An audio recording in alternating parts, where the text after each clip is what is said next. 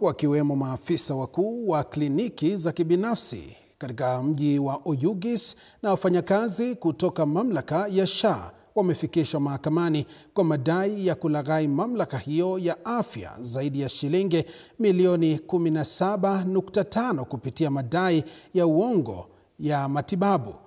Kulingana na mashtaka, washukiwa hao pamoja na wengine ambao hawakufika mbele ya mahakama walidaiwa kutekeleza njama hiyo ya Oktoba mwaka 2024 na Mei mwaka 2025 kwa kuwasilisha madai ya uongo ya matibabu chini ya kliniki ya Ake Prime mjini Oyugis, kaunti ya Homa Bay. Washukiwa hao Adha Otula, Rosemary Daraja, Peter Abuna, Robert Ingasira na Akprime Medical Clinic Oyugis Limited walifikishwa mbele ya mahakama ya Nairobi ambapo walikanusha makosa 10 ikiwemo kosa la kulaghai.